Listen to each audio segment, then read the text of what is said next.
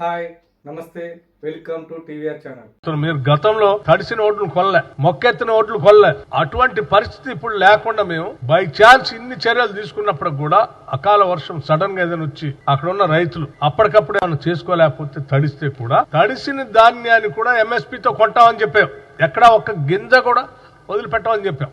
అది ఏ స్థాయి వరకు అంటే చివరికి మొక్కెత్తినటువంటి గింజలను కూడా, మొలకలు వచ్చినటువంటి ధాన్యాన్ని కూడా ఒక్క గింజను కూడా వదిలిపెట్టకుండా అదే ఎంఎస్పీతో, రేటు తగ్గించి కాదు, అదే ఎంఎస్పీతో ఈ ప్రభుత్వం కొంటదని చాలా స్పష్టంగా చెప్పాం. కొంటుంది కూడా.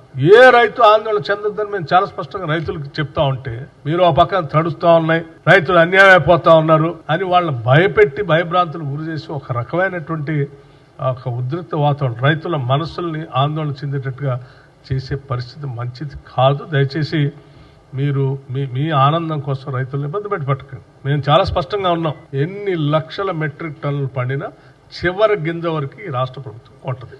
తడిసినా కొంటది, మొలకలెత్తినా కూడా అదే ఎంఎస్పీ రేట్తో కొంటది. మీరు నెలల తరబడి కొన్నటువంటి ధాన్యానికి డబ్బులు ఇచ్చేవాళ్ళు కాదు. మేము కేవలం 3 రోజుల్లో రైతు అకౌంట్లోకి డబ్బులు వేస్తాం.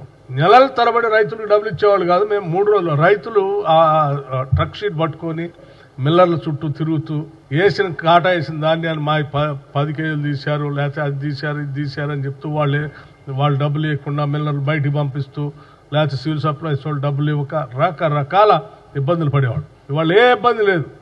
3 రోజుల్లో 3 డేస్లో డబ్బులు ఇస్తాం.